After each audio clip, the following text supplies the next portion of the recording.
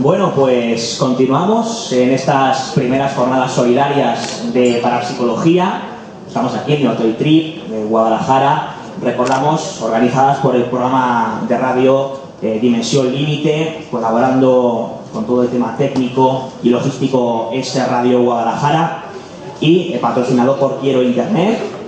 Aquí seguimos hablando pues, de estas cosas raras que tanto nos gustan, aunque yo creo que aquellas personas que hayan venido con un sentimiento como de hasta cierto punto rechazo escéptico, de bueno, a ver qué me van a contar estos, a ver por dónde me van a salir, creo que ya habrán podido empezar a atisbar, al menos lo que es empezar a que esas cuestiones se pueden divulgar de forma seria y se pueden divulgar, Chusa se nos mata, y se puede divulgar de forma académica, ¿no?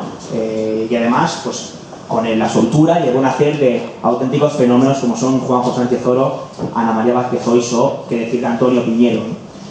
El caso es que ahora vamos a cambiar un poquito de rumbo. Esta tarde vamos a dejar un poquito, hasta cierto punto, la historia a un lado y vamos a centrarnos en lo que es la parapsicología pura y dura. La parapsicología que se investiga como, bajo mi punto de vista, ahora compartimos el equipo de Dimensión Límite, ha de investigarse desde el ámbito más riguroso, serio y hasta cierto punto pues, mejor equipado logísticamente como es la universidad. Y habrá mucha gente que diga, bueno, pero esto de que la parapsicología se estudia en la universidad, yo he escuchado que solamente pasa en ciertos países extranjeros. Pues tienen razón en parte. La mayoría de la divulgación seria y rigurosa que se hace sobre estas cuestiones, así como la investigación hasta cierto punto, pues es algo del extranjero, en líneas generales. Pero en España, aunque es diferente, también nos da sorpresas. Y aquí tenemos precisamente a 4 de esas sorpresas, cuyos nombres son Óscar Iborra, José Miguel Pérez Navarro, Jaume Esteve y José Luis Ortiz. El primero de ellos, Óscar Iborra, le tenemos aquí. Él es el compañero del programa de radio Dimensión Límite y además me comunica que recientemente ha sido nombrado como delegado de la PA. Que mucha gente preguntará, bueno, se ha vuelto loco esto y empieza aquí a hablarnos de las notas escolares con el progreso adecuadamente. Pues no, la PA es la Parapsychological Association. Siempre me ha salido fatal esto de Association, no sé por qué tengo que decirlo, pero bueno. ¿En qué consiste? Bueno, pues digamos, eso lo va a explicar muy bien Óscar en su charla, que es la agrupación dedicada a la investigación y divulgación en parapsicología, seguramente más seria y rigurosa, o al menos con más tradición de rigurosidad a la hora de enfocar todas estas cuestiones, ¿no? Insisto, de esto nos va a hablar el compañero Óscar Iborra, ¿no? en la próxima charla, entre otras muchas cosas, ¿no? Comentar que Óscar es doctor en Psicología Experimental y Fisiología del Comportamiento por la Universidad de Granada, miembro desde 1997 de la Sociedad de Investigaciones Biofísicas dedicada a la investigación y divulgación en parapsicología, como decías, componente de Dimensión Límite y delegado en España de la PA. Quiero pedir un fortísimo aplauso para alguien que nos va a hablar, nos va a hacer una introducción a la parapsicología, nos va a hablar de los fenómenos sí, de lo que es y de lo que no es parapsicología, para que podáis entender luego de una forma quizá mucho más práctica en qué consisten estas cuestiones cuando se investigan al auspicio de lo que corresponde a la rigurosidad de un ámbito académico. Así que un fuerte aplauso para Óscar Iborra.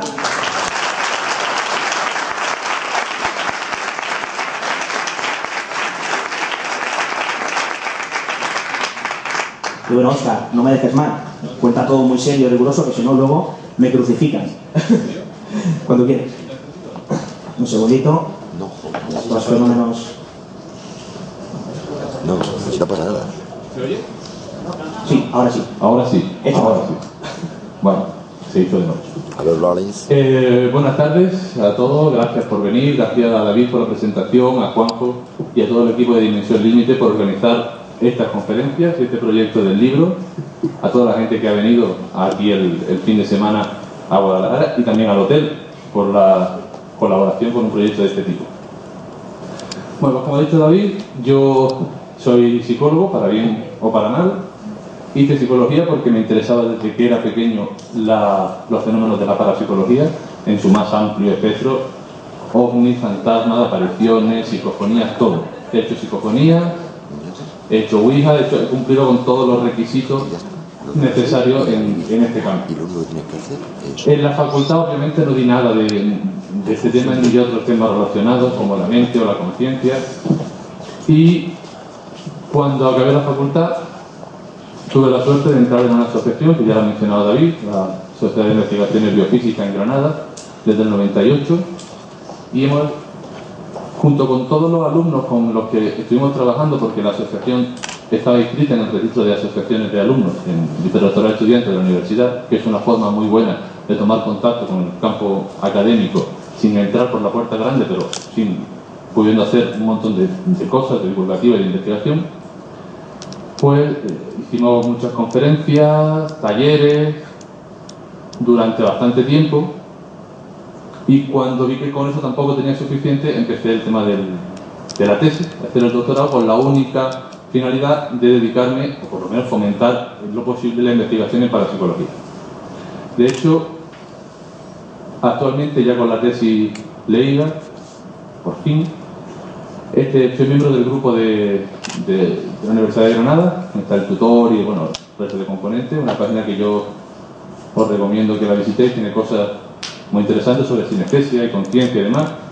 En la parte de miembro veréis una foto mía de cuando estaba estudiando, hace 15 años, pero como no se ha actualizado la página, realmente hay mucha información que está mal, y la foto pues ya también la dejamos que vaya igual.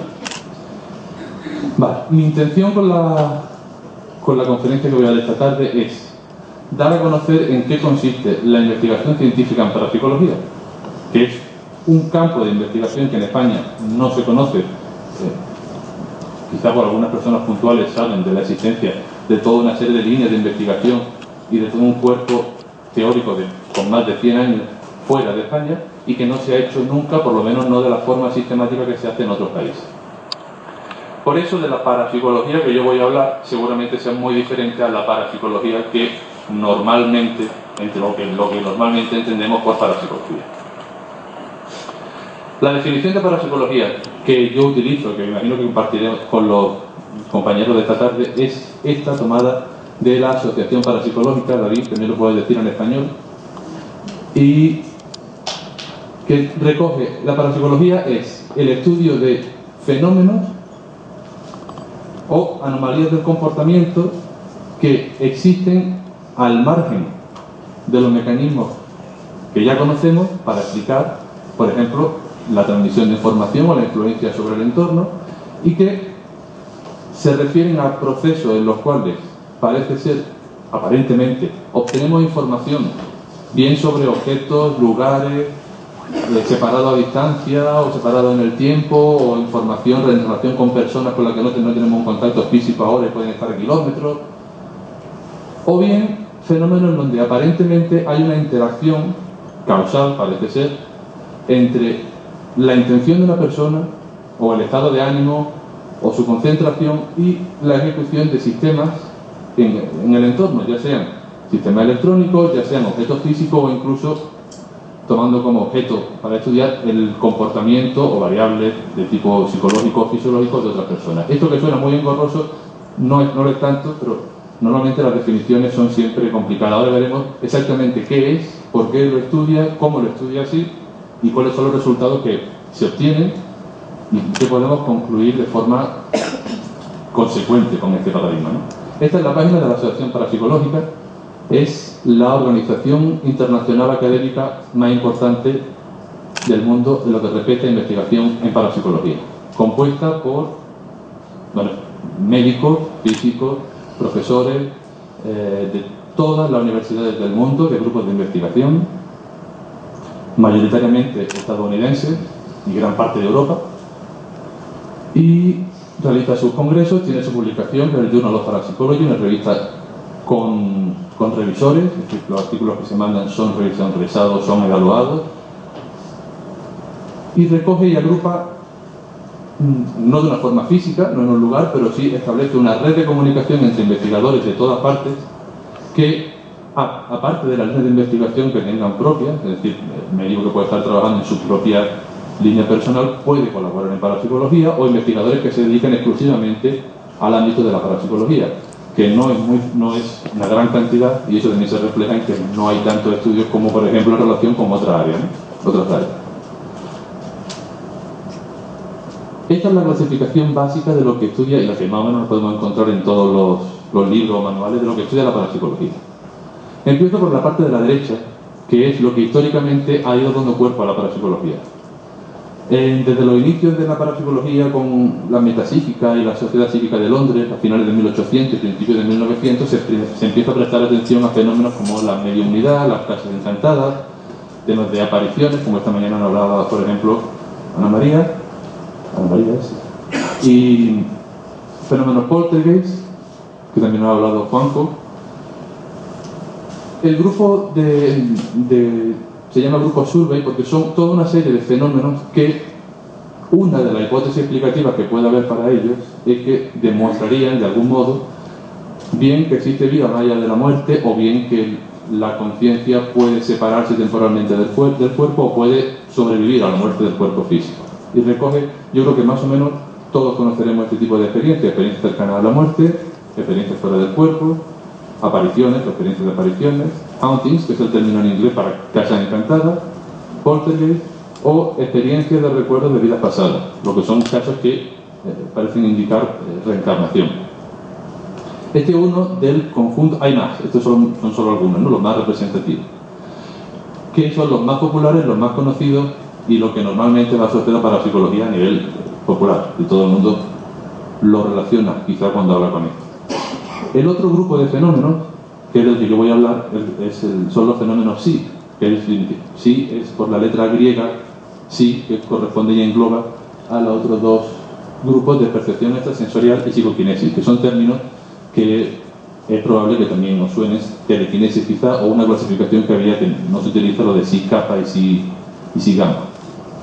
Los fenómenos de percepción extrasensorial o la experiencia de percepción extrasensorial son todas aquellas experiencias en donde aparentemente yo estoy o soy capaz de adivinar información que no tengo al alcance de los sentidos.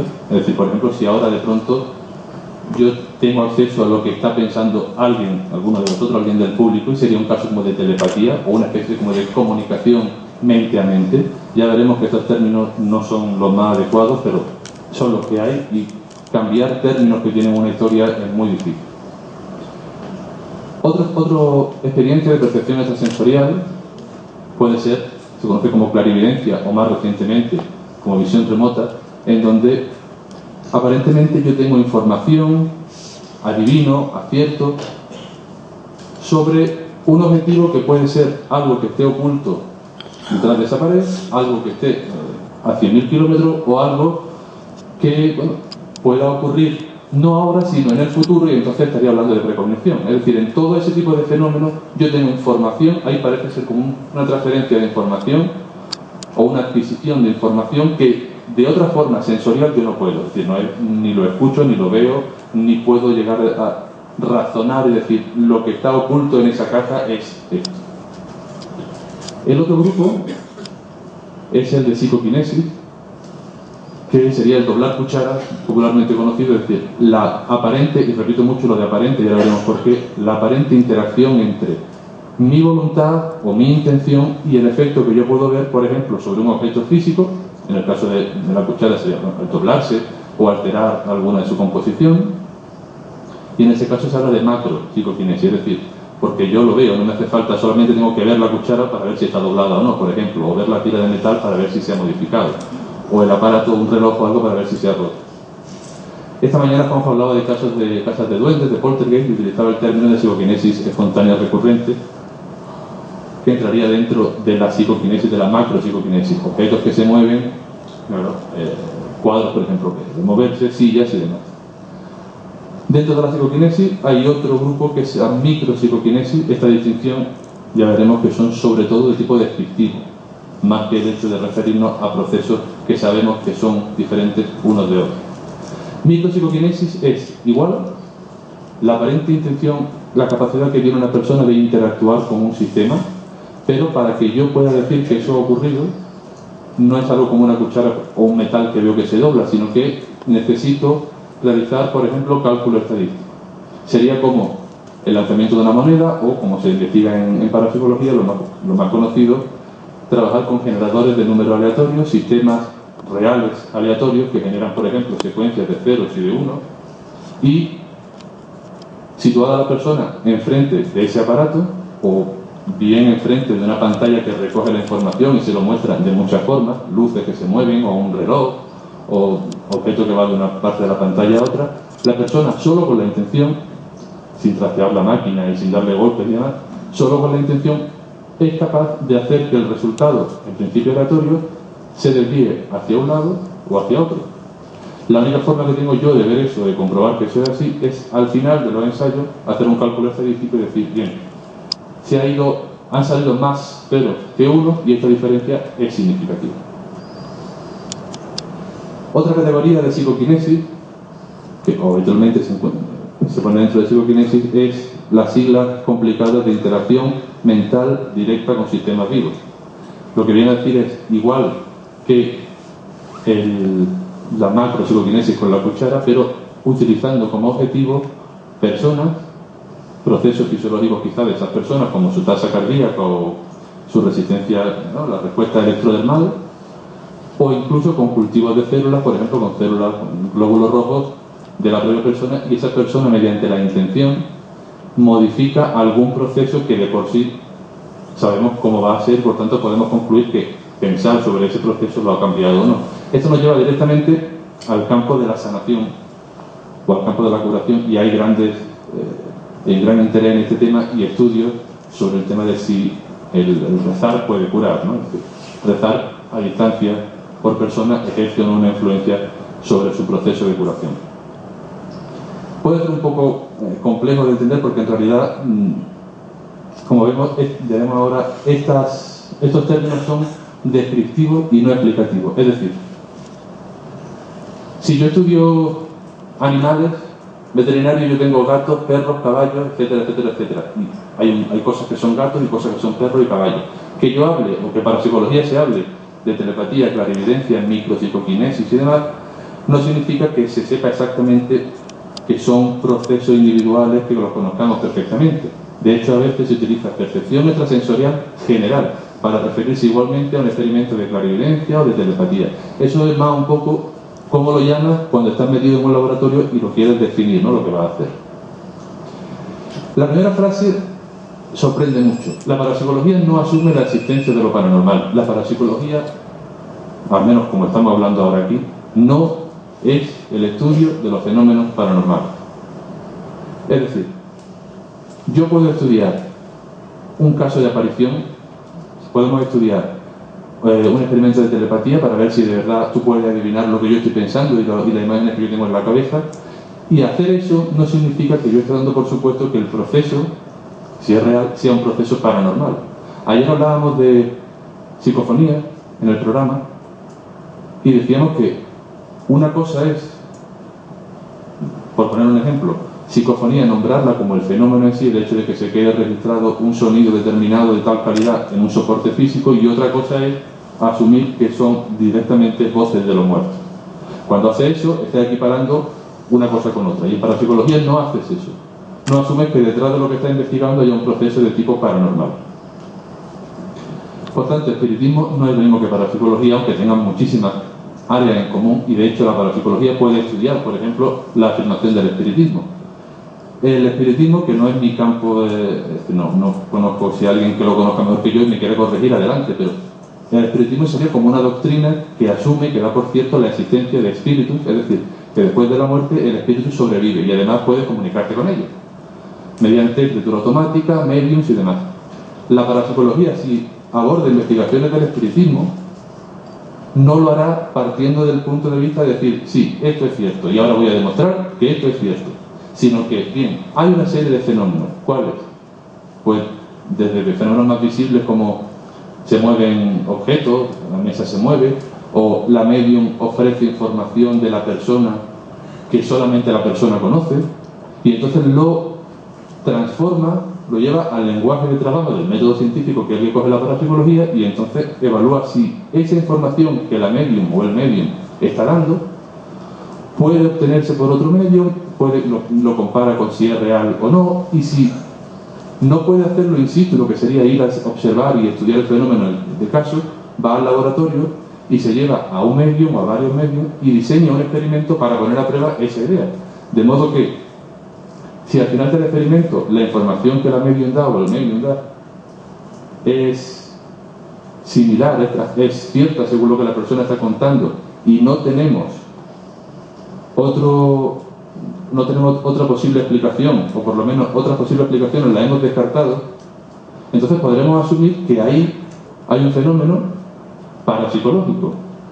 Esa persona ha obtenido información que no sabe, que no lo ha podido saber, no se lo ha archivado, no ha hecho un Angermain, no ha contado, no lo ha sacado, pero no ha hecho lectura fría cuando los medios echan, la gente que echa cartas y te dice, todos habréis visto, aunque sea por reírse, los programas de evidencia de televisión. Te llamo porque tengo un problema con el amor. Dice, ay, mira, veo aquí que tiene una relación que está mal. Claro, te lo estoy diciendo.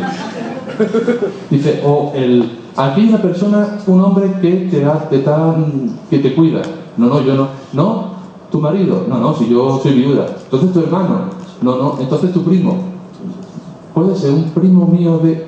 Entonces, eso, a la hora de investigar, por ejemplo, sería una manera de que eso tendríamos que controlarlo y eliminarlo, y eso es una explicación de por qué esa persona está obteniendo información.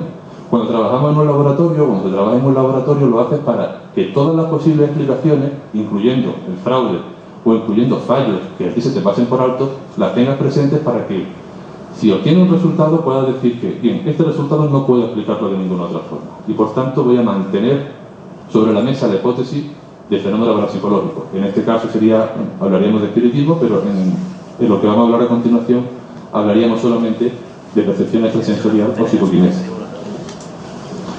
Una cosa que poca gente sabe es que la parapsicología está reconocida por nuestro Ministerio de Ciencia e Innovación, Ciencia y Educación, Innovación. Aquí. En 1975, el Ministerio de Ciencia y Educación, creo que era entonces, no recuerdo, adopta la clasificación de los campos para la ciencia de la UNESCO. Y la psicología tiene su código 61, otras disciplinas tendrán otros códigos, y dentro de la psicología pues hay diferentes subcampos, y uno de ellos, 6110, corresponde a la parapsicología. Dentro de ese hay 3: percepción extrasensorial, hipnosis y otros. Esto es de 1975. Hoy en día, que alguien trate a la hipnosis como un fenómeno paranormal, parapsicológico, además, es o por ignorancia o por interés y hacerlo mediático y demás, que es un fenómeno atencional y de conciencia que no digo que se sepa exactamente y que se sigue investigando, pero desde luego no pertenece al ámbito sobrenatural, ¿no? Es decir, que si alguien quiere pedir un proyecto de investigación al Ministerio, puede poner con todas las letras parapsicología, que se lo den o no, es otra cuestión, pero poder ponerlo puede.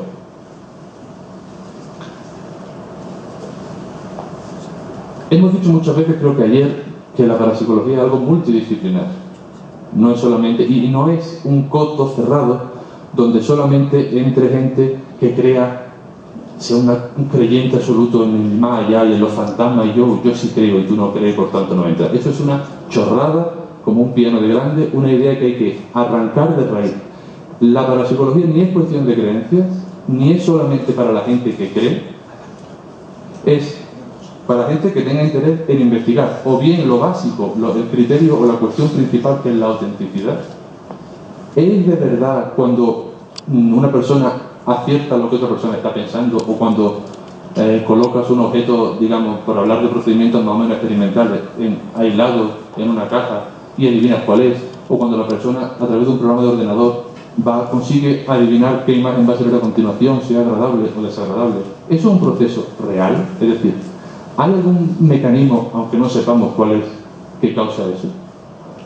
Esa es la pregunta básica de la parapsicología, y lo hace estudiando en la mayor parte en condiciones controladas de laboratorio, porque así puede dejar fuera otra posible explicación. ¿De acuerdo? Es decir, no es lo mismo hacerlo en casa que hacerlo en un lugar, o bueno, puedes hacerlo en casa si el diseño se acomoda a tu casa, pero lo suyo es que trabajes en un entorno con unas condiciones, con un diseño, que si obtiene un resultado no tengas que decir, y ahora esto me servirá o no me servirá, sino que lo haya diseñado de forma que dice, este resultado indica algo, porque todas las demás posibles explicaciones las descarto con el experimento que estoy haciendo. Aparte de eso, hay otras cuestiones importantes en la investigación. Por ejemplo, una persona que no le interese lo más mínimo la parapsicología, nada, absolutamente nada, pero que sea un investigador en el tema de la creencia en el ser humano, como hemos hablado del pensamiento mágico religioso, puede investigar en parapsicología o colaborar, investigando la creencia, por ejemplo, de la gente que tiene experiencias paranormales, de la gente que rechaza las experiencias parapsicológicas, etc. Podemos hablar también de los aspectos clínicos en parapsicología, cómo afecta a una persona tener una experiencia de tipo parapsicológico. Todas esas cuestiones, variables, por ejemplo, de sujeto, es decir, qué tipo de personas tienen esta experiencia, qué características tienen, ¿no? José Miguel Pérez nos hablará un poco después de eso. Factores de personalidad que correlacionan o no, tipo de población, son diferentes en un país que en otro. Es decir, que la parapsicología no es solo para unos cuantos iniciados oscuros que nos metemos en una sala y que aquí estamos todos con nuestras túnicas negras. Estaría bien, sería bonito, pero no es así. Cualquiera puede investigar, da igual la creencia que tenga. Bueno, eso ya más o menos lo hemos comentado, pero ¿por qué estudiarlo con el método científico? Olvidémonos ahora de parapsicología, por eso está entre paréntesis. El método científico hay varias formas: experimental, correlacional y observacional, lo hemos visto.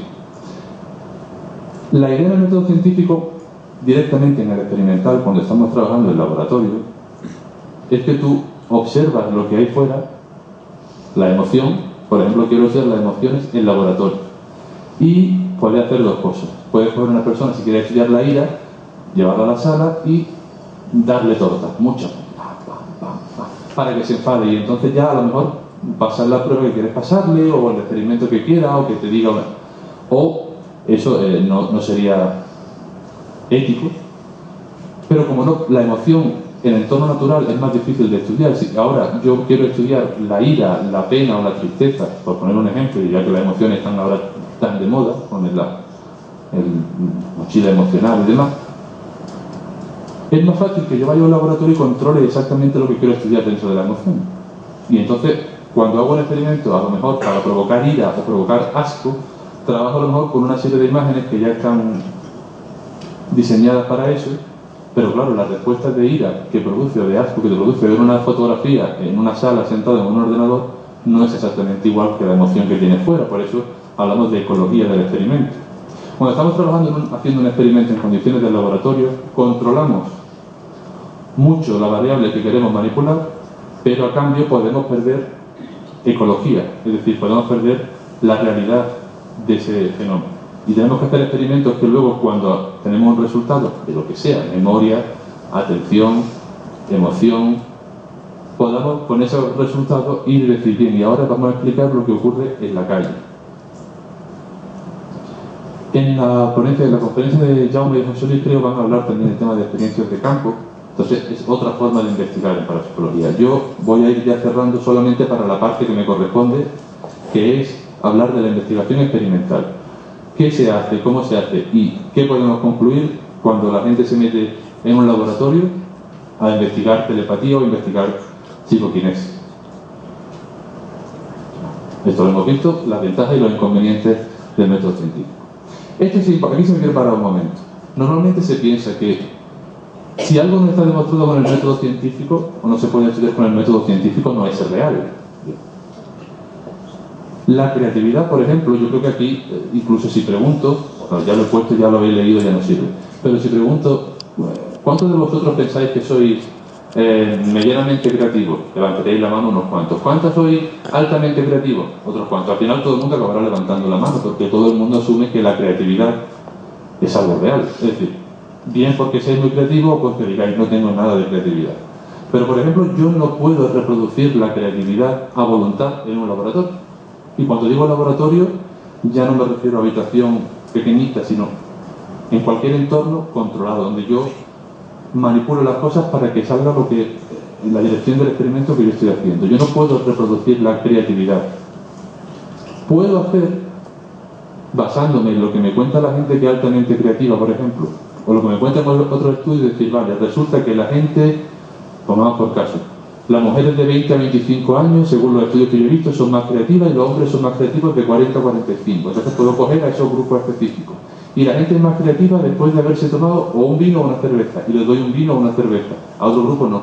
Entonces voy creando las condiciones en función de lo que yo voy viendo en otros estudios para intentar reproducir la creatividad en laboratorio. Son más creativos después de meditar. Los pongo a meditar. Pero no tiene por qué salir. Cuando hago todo eso y le digo a la persona, ahora hazme un dibujo, o créame un proyecto. No tiene por qué salir necesariamente. Entonces, igualmente esta idea la aplicamos al campo y a muchas más cosas en psicología. El tema de los genios, por ejemplo, o algo tan básico como aquí todo el mundo ahora, salvo a los que haya dormido, tienen conciencia de quiénes son. Es decir, yo soy yo y no soy esta persona de aquí. Y además yo puedo pensar sobre que yo estoy pensando. Esa conciencia en primera persona es un problema jodido y de los gordos de la psicología, porque no tenemos ni idea, tenemos muchos modelos, pero no sabemos exactamente cómo los 2 kilos y pico de cerebro o cerebro y cuerpo crea esa sensación subjetiva de yo soy yo. Tanto es así que algunos investigadores directamente dicen, pero eso no es importante. O sea, como no sé, mejor, no pasa nada, vamos a hacer otra cosa que eso no se puede.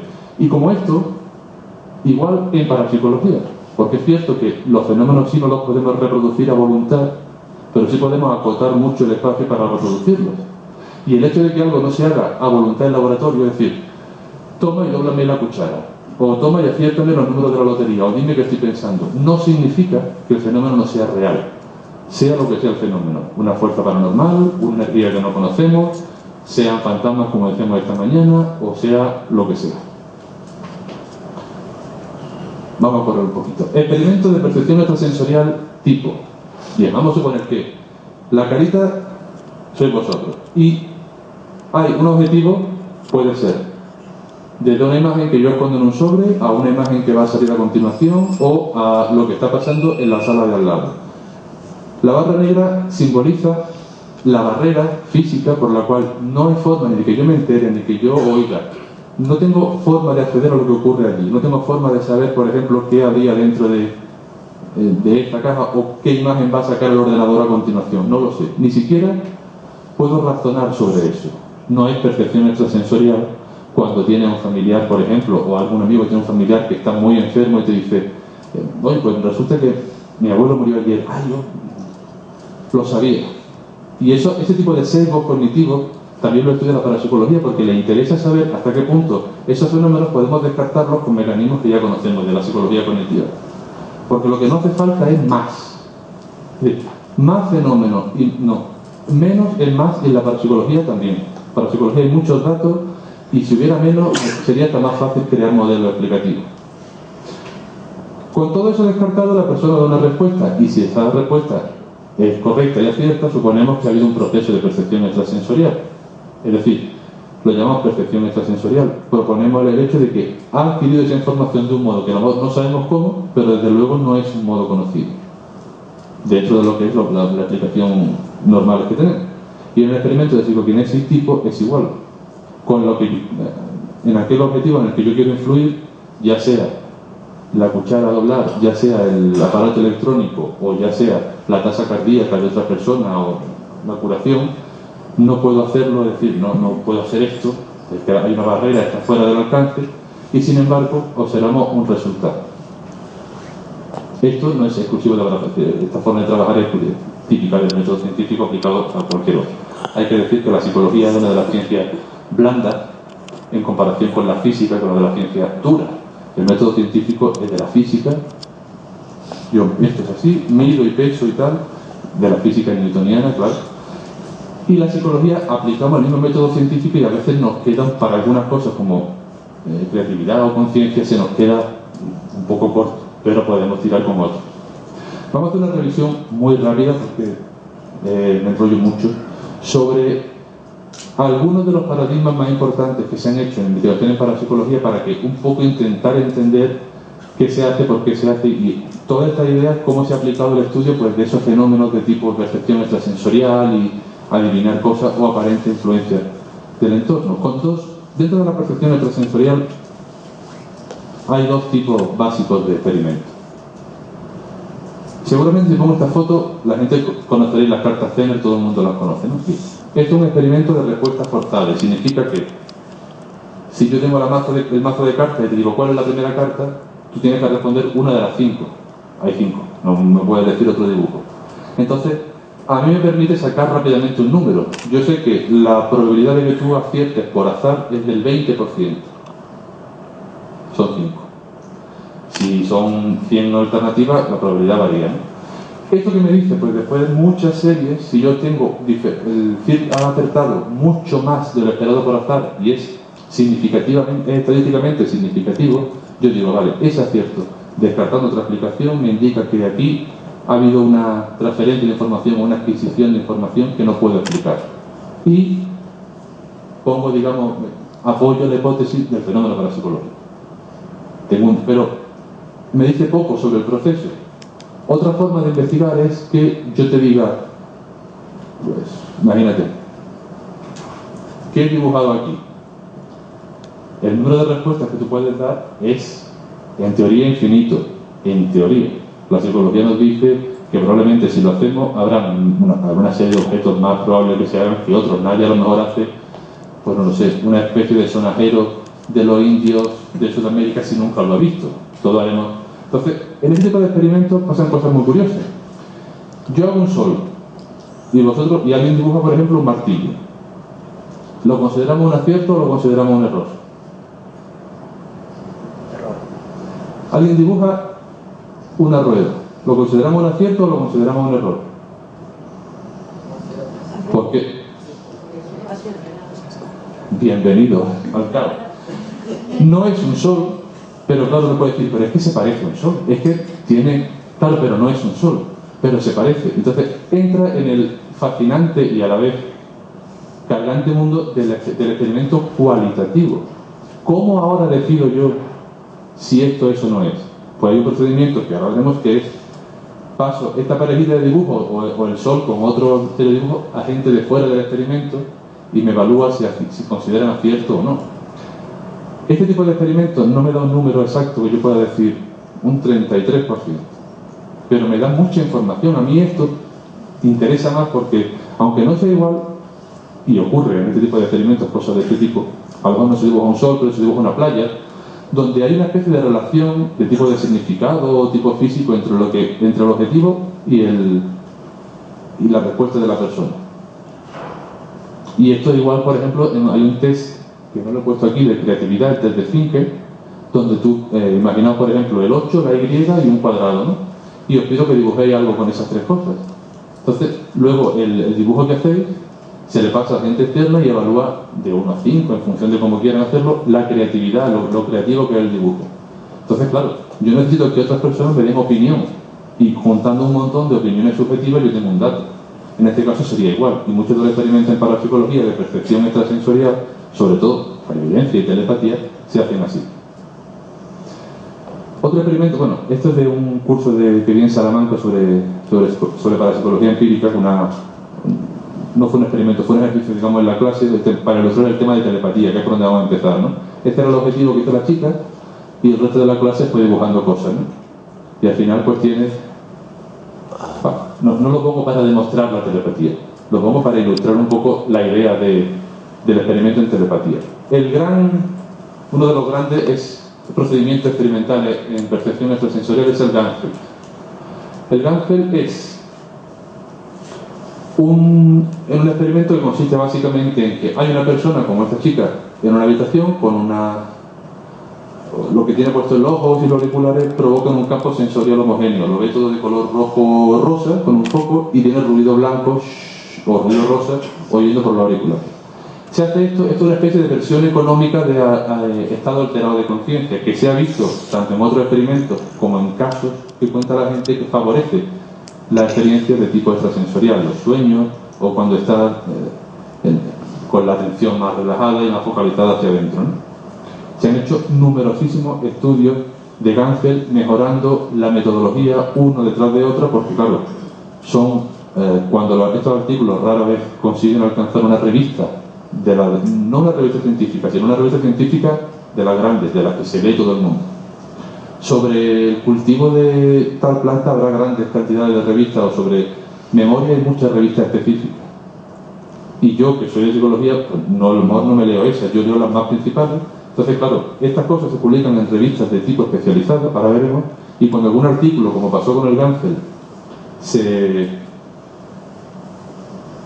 se alcanza una revista importante como el Psychological Bulletin, entonces de pronto todo el mundo dice, ah, pero se está estudiando la telepatía.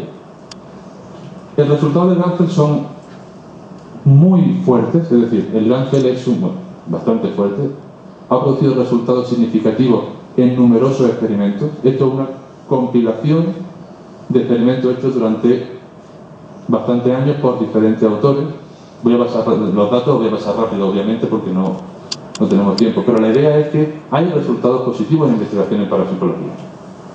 ¿En qué consiste el resultado? En que mientras que la persona estaba en la condición de Gansel, con el sonido y el campo visual homogéneo y el ruido de auriculares, otra persona en otra habitación elige al azar una fotografía e intenta transmitir o emitir esa fotografía a la persona que está en Gansel. Puede ser una fotografía o un vídeo o algo. Durante el Gansel, la persona que está en la butaca va contando la experiencia que tiene, es decir, las sensaciones que le vienen y las imágenes. Al final, tú tienes el testimonio de esa persona y a esa persona se le enseña la imagen original o, preferentemente, ya se hace en una pantalla, la imagen objetivo y otras 3 imágenes de distractores. Y tiene que elegir, en función de su experiencia, cuál era la imagen que le estaban intentando emitir o cuál es la imagen que se parece más a su experiencia. La probabilidad de acierto aquí también pasamos de un experimento como el del sol y el carro a obtener un número. Pues la probabilidad de que acierte por azar es del 25%. El Gansel llega a índice de acierto del 33% más, va variando, pero tiene un índice de acierto significativo. Esto demuestra que yo puedo leer la mente de otra persona.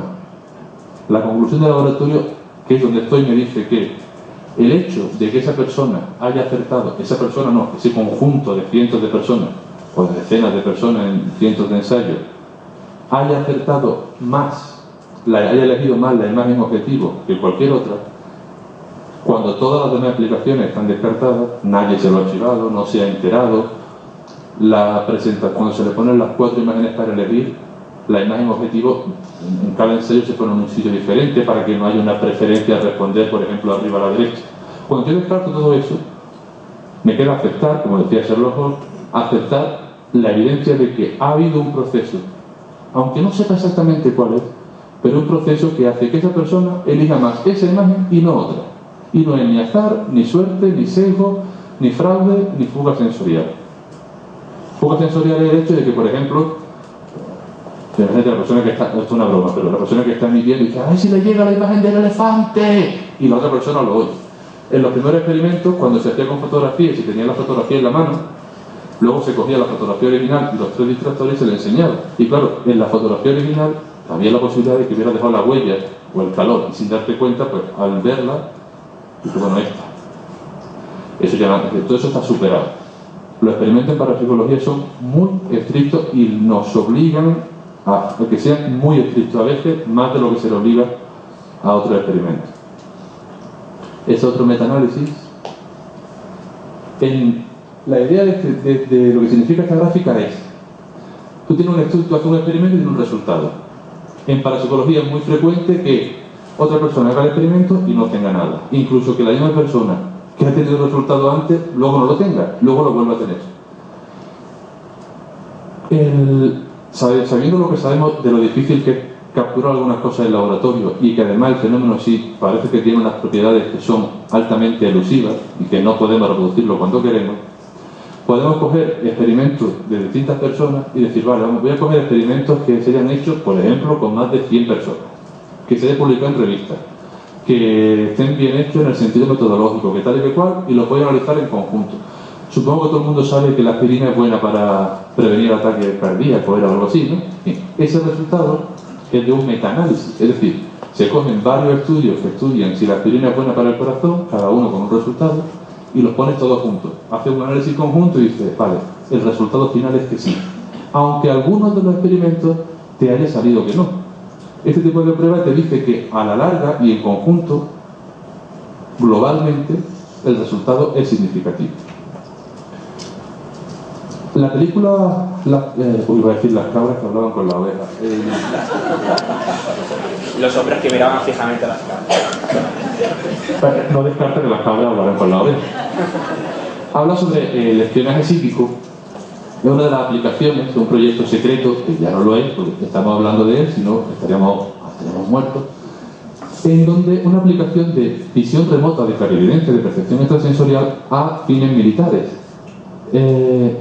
Ese proyecto consistía básicamente pasado al laboratorio, es decir, la metodología se llevó al laboratorio para investigar de otra forma diferente la clarividencia, y era, pues, podría hacerlo, es decir, un experimento que se puede hacer como juego en casa, en el sentido de una serie de fotografías grandes que tengáis, seleccionar una al azar, un equipo, sea una persona, y esa persona no está con el segundo, con la persona que está haciendo el estudio. Esto sería un poco para psicología en casa, entre comillas, pero sirve para entender en qué consiste esto. Yo, por ejemplo, soy la persona que elige de un fondo de 100 fotografías, pongamos por caso, una, guardada en un sobre, ¿no? Y la idea es que otra persona adivine cuál es esa fotografía haciendo un dibujo y anotando las impresiones. La persona, el investigador que acompaña a la otra persona, no puede tener contacto conmigo ni tengo que ser yo. No solo porque puede engañar, por supuesto, sino porque aunque yo sea muy bueno y no quiera nada, imaginaos que la fotografía es de un paisaje determinado y cuando empiezo a hacer lo que se parece, yo estoy... y ahora no hay árboles y dibujo un árbol y digo... Estas cosas pueden parecer muy tontas, pero ayudan a entender, y sobre todo a lo mejor los primeros experimentos, pero ayudan a entender a qué nos referimos con control metodológico. Y estas cosas que son tontas, pero hay que tenerlas en cuenta, en el entorno del laboratorio las controlamos. Ya en su tiempo Joseph Ryan, que fue el padre de la parapsicología científica, trabajaba con dobles ciegos, con dos grupos de experimentadores independientes, incluso antes de que se hiciera en la propia psicología, ¿no?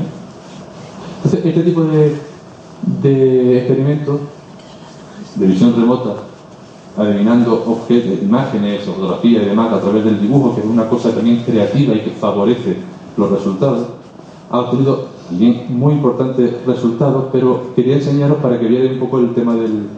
Bueno, yo lo hemos hecho antes un poco con el sol. Esto también corresponde al curso de Salamanca que comentaba antes. David se levanta, ya me va a decir... había...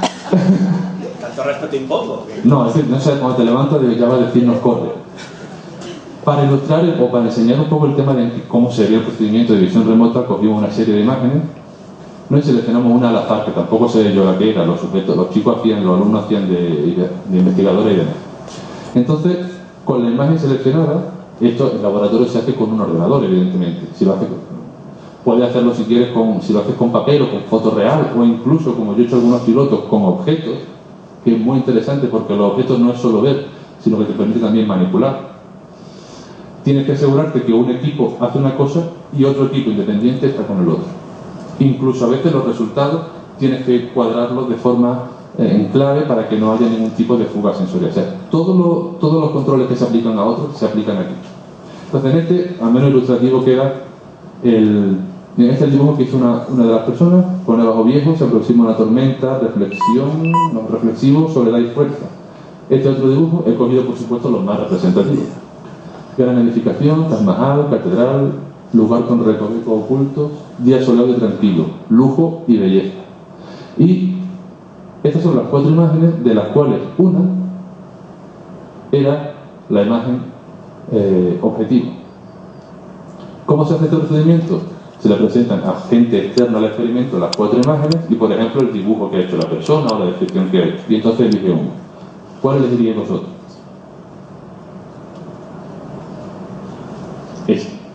Ese era el objetivo. La idea de este experimento, igual que todos los demás, es decir, la metodología de visión remota o de percepción remota, que esta es la versión laboratorio, si hay tiempo luego en las preguntas o mañana contamos la versión en campo,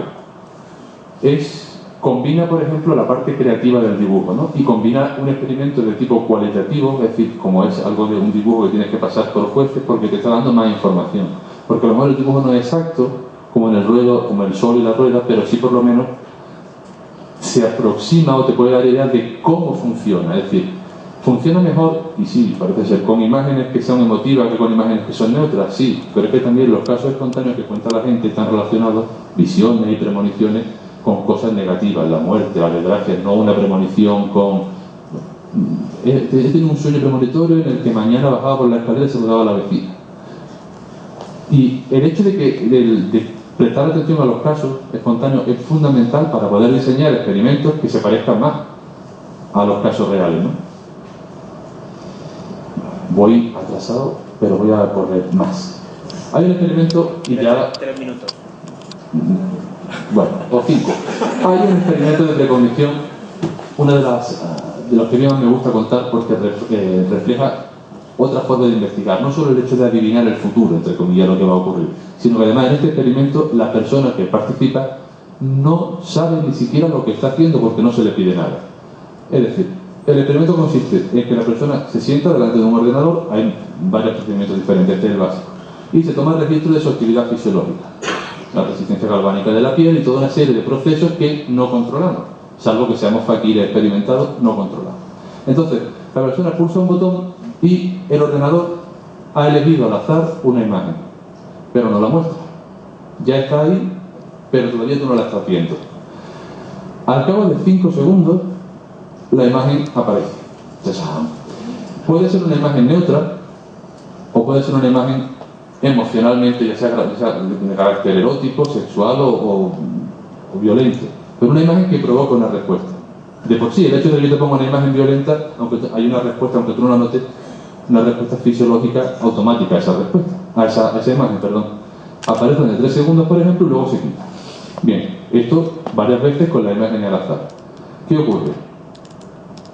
La parte del medio muestra qué ocurre cuando la persona ve la foto y los cuadraditos, la figura más oscura, es la respuesta, digamos, del cuerpo, dicho de una forma muy burda. La respuesta fisiológica cuando aparece la imagen que estás viendo. Los cuadrados negros indican que es la imagen desagradable y hay una reacción automática, normal. Te ponen una imagen a lo mejor de un cadáver o algo así. Nah.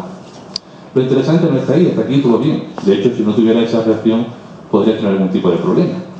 Lo interesante es qué pasa antes. Es decir, antes de que tú veas la imagen, de que tú la veas con los ojitos, pero cuando la imagen ya está seleccionada, tu cuerpo ya ha empezado a reaccionar.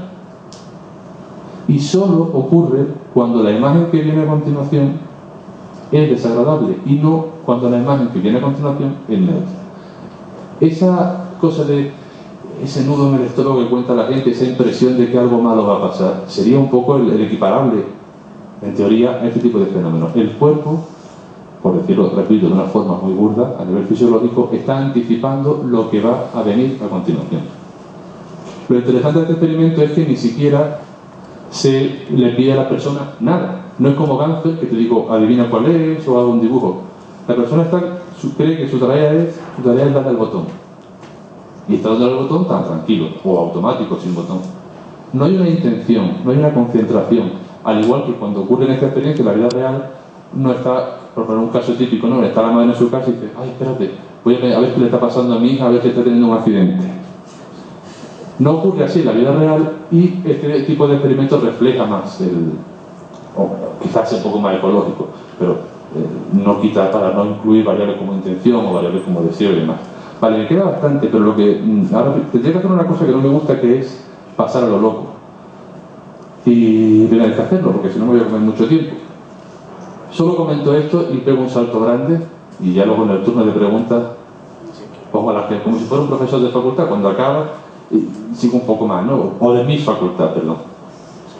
Hay una línea de investigación alucinante que es la de cerebros entrelazados. Esto es impresionante. Esto básicamente consiste en lo siguiente. En los primeros experimentos, y se ha replicado muchísimo. De hecho, afortunadamente, ha ido saliendo en revistas científicas, no de parapsicología, en revistas de neurociencia y demás, con lo cual creo que ha pasado un poco sin que se le preste mucha atención y sin contaminarse con parapsicología y telepatía y cosas, lo cual ha hecho que la gente se haya animado más a replicar. En el momento que tú pones telepatía a algo, la gente echa para atrás y aquí no quiere saber nada. En el primer experimento, y la metodología igual prácticamente para todo, tiene a 2 personas, gemelos normalmente, o personas relacionada a algún tipo de carácter emocional, familia o pareja y demás. Pero en el primer experimento que hará con gemelos, tienes a dos gemelos aislados en habitaciones separadas y con un registro de su actividad cerebral mediante el electroencefalograma. A uno de ellos le presenta un flash de luz, como una especie de tablero de ajedrez que se entiende, ¿no? Ese patrón lumínico provoca una respuesta en el cerebro perfectamente conocida. Lo interesante no es que la persona que está viendo el flash tiene esa reacción, sino que el gemelo que está separado y sin saber lo que ocurre presenta una reacción similar. Esto se ha replicado no una, sino varias veces. Cuando hablan de que no hay fenómenos reproducibles en parapsicología, aparte de lo que hemos visto, yo lo remito amablemente a este, donde casi ninguna, o por lo menos ya al final sí, pero las primeras publicaciones están en revistas científicas no de parapsicología, sino de tipo general y potentes, como la de Behavioral Neuroscience, Neuroscience Letters y hay más, pero que la he quitado porque como sabía que iba a tardar mucho, pues no he puesto muchas más revistas. En Science se publicó la primera, incluso en revistas de física, por la posible conexión entre este fenómeno y en el entrelazamiento cuántico del que sale la mecánica cuántica. Como no soy físico, ya no hablo nada más de física porque no quiero meter la pata. Aquello de hay un médico en la sala, habría que decir hay un físico en la sala y que lo haga él. Lo hay, ya, pero eso lo he dejado caer así como el que no quiere la cosa. Bueno, sobre macropsicoquinesis, doblar cuchara, voy muy rápido. Ya no se hace, casi, y es una pena. Deberemos de volver a hacer experimentos en donde la gente supuestamente dotada, porque yo, en mi opinión, y vale mucho, al igual que yo puedo aprender a tocar el piano, pero no voy a ser tan bueno como alguien con capacidad para el piano, creo que en este tipo de fenómenos hay gente que lo hace mejor que otros. No hablo de poderes ni dones sobrenaturales, lo hace mejor que otros. Y se empieza a trabajar con todo el mundo a partir de Ryan, que va todo el mundo al laboratorio para hacer la media, pero no, y los experimentos se hacen muchas veces, una pasada general, lo hacemos con todos vosotros. Y luego seleccionamos a 3 o 4 porque son los que mejores puntuación han tenido. Debería hacerse, pero si un físico se pone en su laboratorio ahora a hacer esto, algún gracioso llegará y dirá, míralo, está doblando cuchara, y la reputación se va por los suelos, porque esas cosas ocurren. Sobre generadores de números aleatorios no voy a hablar, perdonadme que haga esto, pero lo voy a quitar. Para llegar al final, y como comenté al principio, de experimentos en donde podemos influir sobre registros fisiológicos y procesos de otra persona. Imaginaos que yo sitúo, o por contar, este será el experimento básico.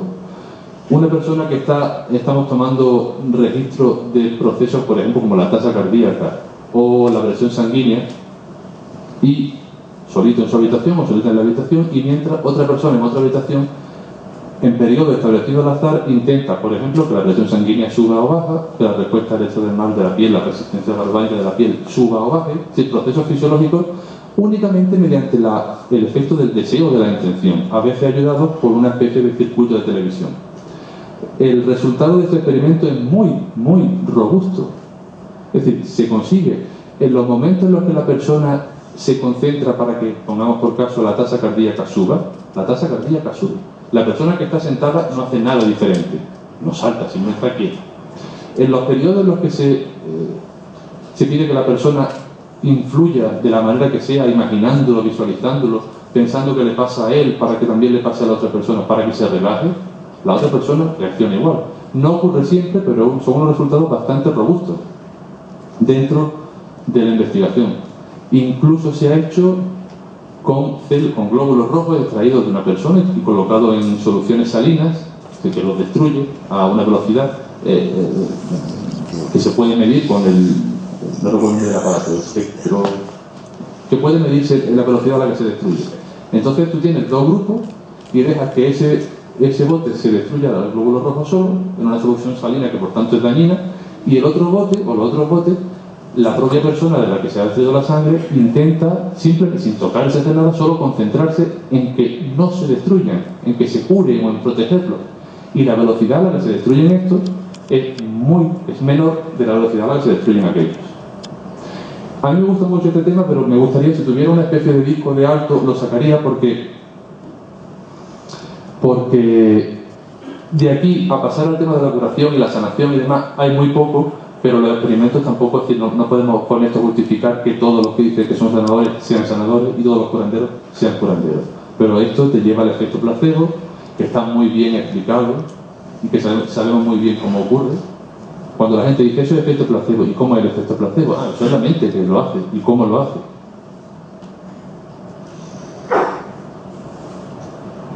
El silencio para darle así drama. Bueno, estas son algunas revistas que en inglés y demás, y hay 2 libros que he puesto porque en español no hay mucho así, pero estos van a salir ahora. Bueno, el de 2010, Conocimiento Extraordinario, ya está en la librería. Yo no lo he leído, pero lo recomiendo porque me lo han recomendado como que es bueno. Y el del fin del materialismo de Tarth está para salir creo en este mes. Y bueno, Charles Tarth habla sobre un bagaje en investigación, pero también en transpersonal y demás. Entonces es un libro amplio y sencillo que puede ser fácilmente entendible. ¿Qué pasa entonces con tantos datos y muchos más? ¿Por qué no están afectadas? Es más afectada de lo que parece, pero muy desconocida. La mayor parte de la gente en el ámbito académico no sabe nada de esto, absolutamente nada. Y no se trata de convencer, porque esto no es convencer a la gente de nada, porque en ciencia no se convence. Tú tienes unos datos y si son favorables, trabajas con esos datos, con ese modelo. Si dentro de 15 años estás trabajando con un modelo de psicología X que ya no sirve, lo sueltas y coges el nuevo, sin dramas, sin, oh Dios mío, sin culpas de estado 15 años perdiendo. Cambias de uno a otro y no pasa nada. Parece que para la psicología se te castiga si de pronto has estado a favor de Gansel o algo y de pronto salen críticas y es como, mira, no.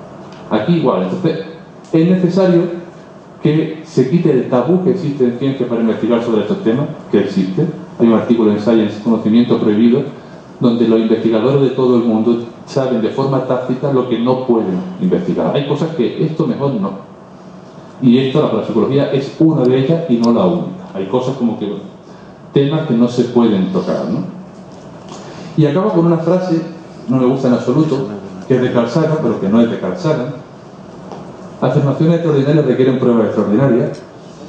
Es de Marcello Truzzi, es un sociólogo, una persona interesante, creadora del CSICO, cuando el CSICO iba a ser lo que iba a ser, cuando se convirtió en lo que se convirtió después, el comité de escéptico y demás, salió corriendo.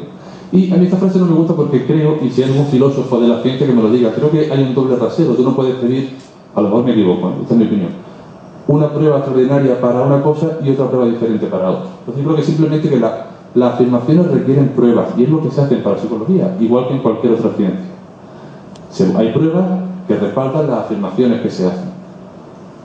Y es sin histrionismo, sin túnica, con total tranquilidad. Para acabar, porque claro, he corrido porque quiero llegar a la diapositiva que llevo un rato que tengo ganas de poner. Una cita de William James que refleja, para mí, de qué va todo esto. Es como de qué va. La traducción del inglés libre, mía un poco, pero este hombre lo escribió en 1909, fue uno de los primeros investigadores en parapsicología, uno de los psicólogos más, que todavía hoy día, un siglo después, sus libros siguen siendo punteros. Mi tutor le dice a los alumnos cuando acaba la carrera en quinto, que es una asignatura en lo que era quinto, ahora que ya habéis terminado podéis leer a un psicólogo muy bueno, William James, de 1900. Y al igual que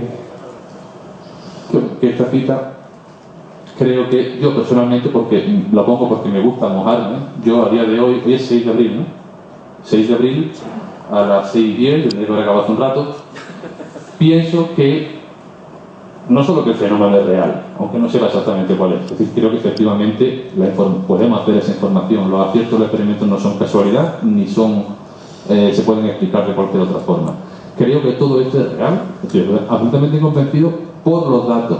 Yo no he tenido nunca una experiencia de este tipo. Y si la semana que viene alguien llegue y coge el experimento que tanto me gusta de los cerebros entrelazados que he dicho antes y me lo tira por tierra, pues no pasa nada. Quita una cosa del medio y te quedas con lo demás, sin problema. Entonces a veces se nos pregunta al final, ¿qué es la parapsicología? Yo, lo que lo dicen los datos para mí como científico está claro lo que está diciendo. Ahí hay algo. No sabemos qué exactamente, pero ahí está. Y siento que me he extendido tanto. Muchas gracias.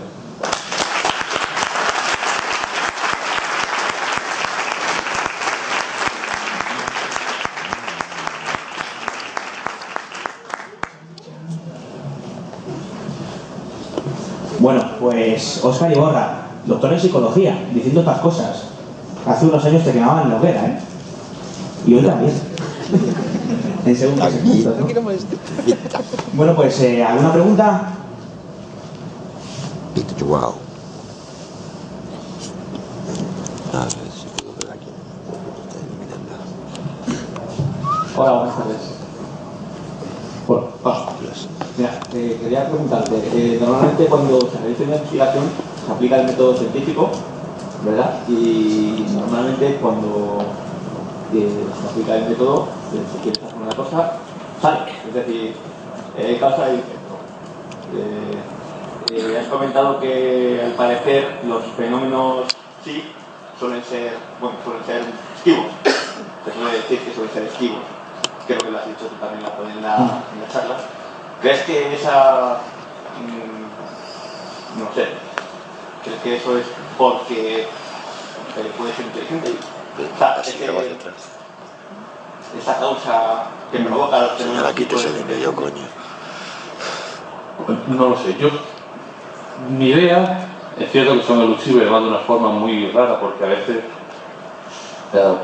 tiene investigadores que son muy buenos y que los tienen siempre y otros que no. Hay un efecto de experimentador que se tiene muy en cuenta en psicología, es decir, no funciona un experimento igual si el experimentador, por ejemplo, es agradable o simpático, o si la intención del experimento, aunque sea de lo que tarda en responder a fotografías que salen en la pantalla, el cómo te ven en el experimento, la actitud que tenga la persona, incluso el laboratorio, influye en la ejecución del experimento. A veces incluso se hace así, a cosa de decir, investigador borde, investigador simpático, para ver si eso influye. Y eso ocurre, en psicología se conoce como efecto del experimentador. Cuando hacemos una encuesta, ¿haces deporte de 1 a 5? 5. ¿Comes sano? 5, por supuesto, porque eso quiere dar la respuesta que sabes que la otra persona te está pidiendo.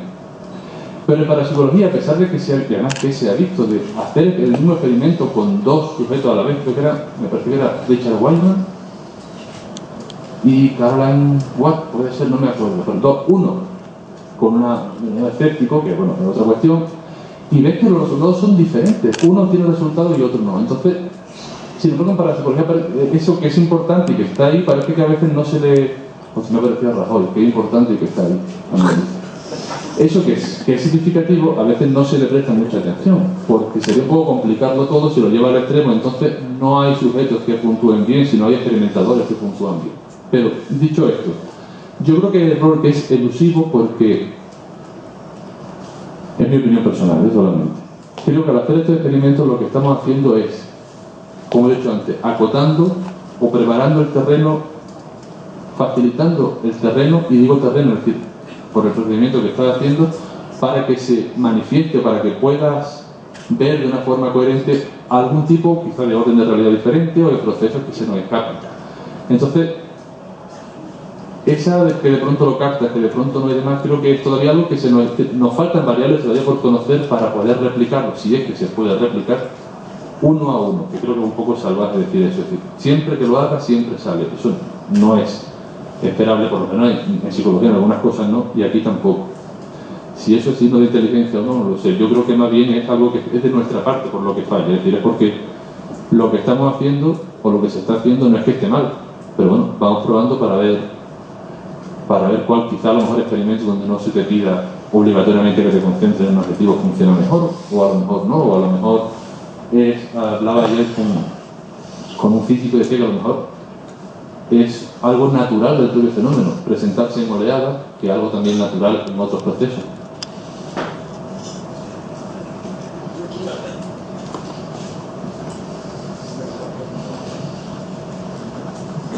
Yo con las preguntas. Que yo quería saber, ¿se puede hacer un experimento entrelazando 2 cerebros humanos, pero sin lazos sanguíneos, simplemente creando emociones entre las 2 personas totalmente desconocidas? Sí, de hecho se han hecho con personas, tanto gemelos, es decir, que hay un lazo genético, como parejas, incluso hay algunos en el que se entrelaza con gente que se le hace creer que están emparejados, pero no, algo así. Pero si no es necesario que sea un lazo genético, puede ser una relación de tipo emocional y demás. O por lo menos, rectifico, en los experimentos que se ha hecho, si hemos unos resultados también con personas sin esa conexión.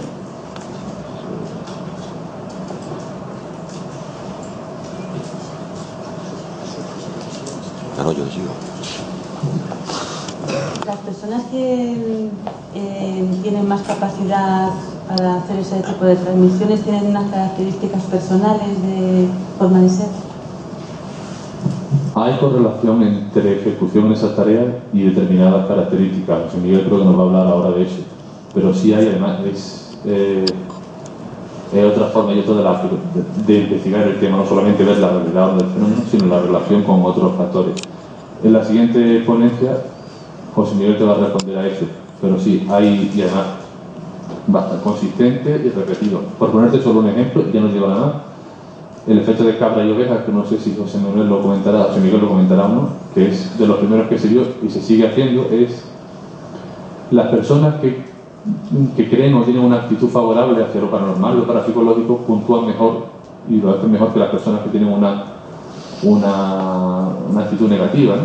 Pero eso también es extrapolable a otros campos y otros experimentos en psicología igual, es decir, también en experimentos de psicología ciertas actitudes, factores de personalidad y demás correlacionan con un mejor o peor resultado.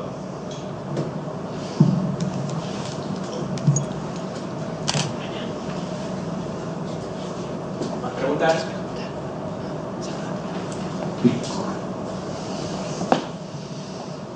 Hola, yo quería hacer una pregunta respecto a las tablas que nos has puesto de las personas que tenían esa respuesta galvánica de la piel.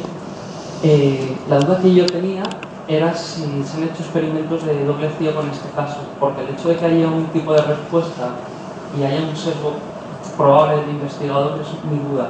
¿Se han hecho experimentos de doble ciego en ese sentido? ¿El de presentimiento, dices?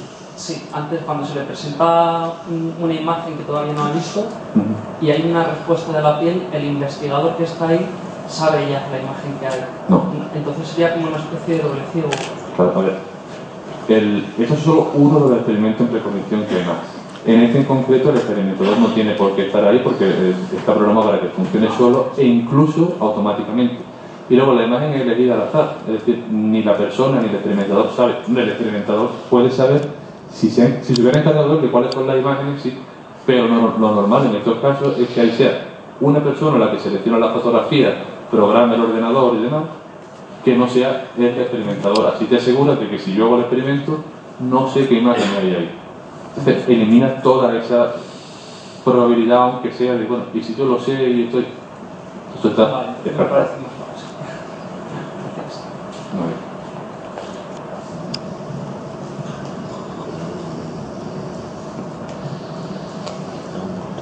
Bueno, pues un fortísimo aplauso para Óscar Iborra.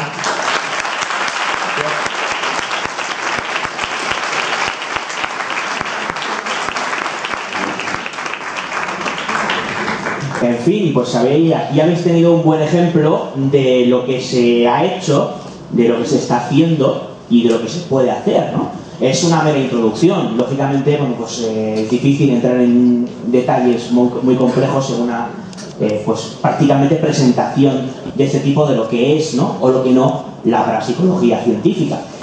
Ahora vamos a ver el punto más práctico, ¿no? Desde dos órbitas, desde la órbita de la investigación teórica, con números, con cifras, con datos, con estadísticas, con el dato puro y duro, constante y sonante, a nivel de laboratorio, siguiendo el método científico, y luego vamos a ver una investigación de campo, o sea, cómo se coge precisamente ese laboratorio de parapsicología físico y real, existe, y tenemos aquí a las dos personas que lo llevan, las dos únicas personas que ahora mismo están regentando un laboratorio de parapsicología ubicado en la facultad de una universidad española. Van a estar aquí para hablarnos de lo que hacen allí, de cómo funciona ese laboratorio y de cómo lo aplican a una investigación de campo en una casa encantada. Eso es lo que os queda en esta tarde de estas jornadas solidarias de parapsicología. 10 minutos de descanso y enseguida continuamos. Os recuerdo, tenéis aquí a mi izquierda varios libros, hay otros mundos pero están en este. Es un libro que ha sacado el programa Dimensión Límite junto a la editorial Sidonia. El 15% de la venta va para una ONG, va para Médicos Sin Fronteras, y bueno, y ahí tenéis, entre otras cosas, un bloque dedicado específicamente a la parapsicología científica, con textos de gente como Óscar Iborra y de los dos próximos ponentes. Hasta ahora.